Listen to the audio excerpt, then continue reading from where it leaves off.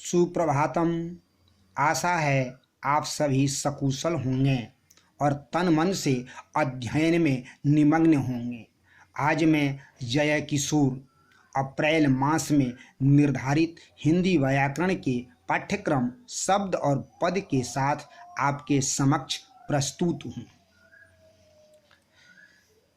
आप सभी पूर्व से ही शब्द और पद से परिचित हैं, तो जरा बताइए कि शब्द क्या है, शब्द की आवश्यकता क्या है, हिंदी व्याकरण में किन शब्दों का अध्ययन किया जाता है, पद का सामान्य अर्थ क्या है।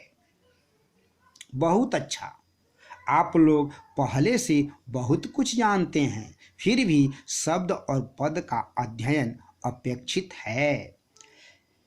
हिंदी व्याकरण के 6 भाग हैं: वर्ण, शब्द, वाक्य, पद, छंद और अलंकार।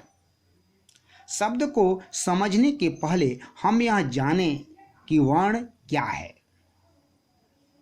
तो आप यह जानिए कि वर्ण जिसे अक्षर कहते हैं, यह ध्वनि का लिखित रूप है। यह भाषा की लघुत्तम इकाई है। यह कभी नष्ट नहीं होता है। उदाहरण के तौर पर आप अ, ई, उ, क, च, ट, त, प इत्यादि को देख सकते हैं। ये सभी वर्ण अजर अमर हैं, ये खंडित नहीं हो सकते हैं। हिंदी वर्णमाला में 52 वर्ण हैं। अब यह जानना है कि शब्द क्या है, तो यह जानिए कि शब्द का बहुत महत्व है। यह हमारी भावाभिव्यक्ति का आंशिक आधार है। हिंदी व्याकरण के विद्वानों ने शब्द को अनेक प्रकार से परिभाषित किया है, जिसमें से एक सटीक परिभाषा यह है कि वर्णों के सार्थक मेल अथवा समूह को शब्द कहा जाता है।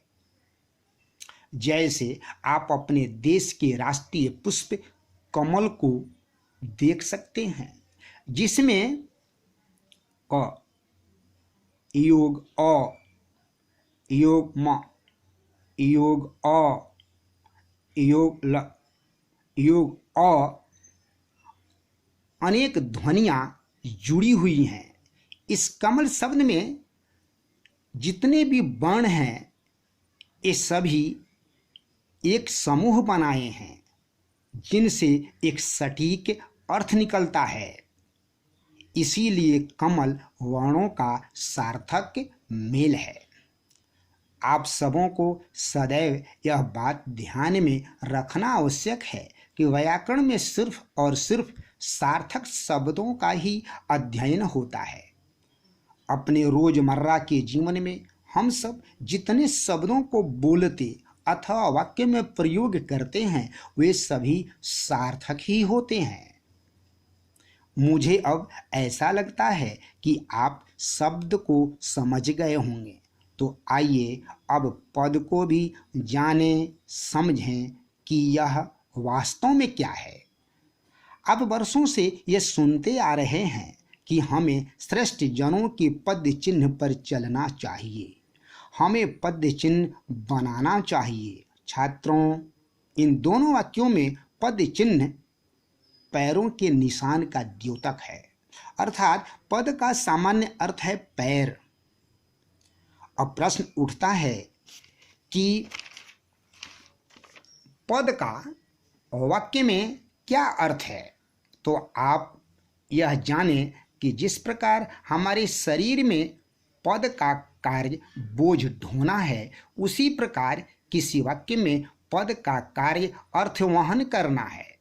जिस प्रकार एक कन्या विवाह के पूर्व बेटी, भतीजी, बहन, बुआ इत्यादि बहुत कुछ होती है, किंतु विवाहोपरांत एक विशेष व्यक्तित्व संपन्न संज्ञा पत्नी बन जाती है।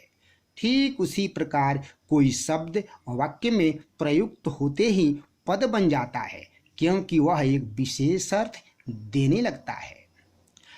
अब मुझे ऐसा लगता है कि आप शब्द और पद का अंतर शायद समझ ही गए होंगे। फिर भी पद की परिभाषा आवश्यक प्रतीत होती है।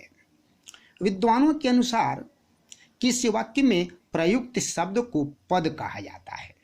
जैसे मोदी जी महामानव हैं, इस वाक्य में रेखांकित सभी शब्द व्याकरण की भाषा में पद हैं, क्योंकि वाक्य से अलग इनका सामान्य अर्थ है, किंतु जैसे ही ये वाक्य में पिरोए गए वैसे ही इनका अर्थ विशेष बन गया।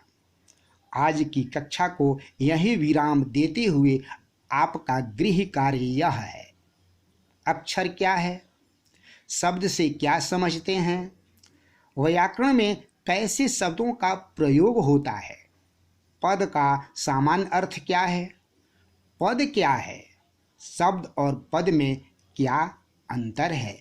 जय हिंद, जय भारत।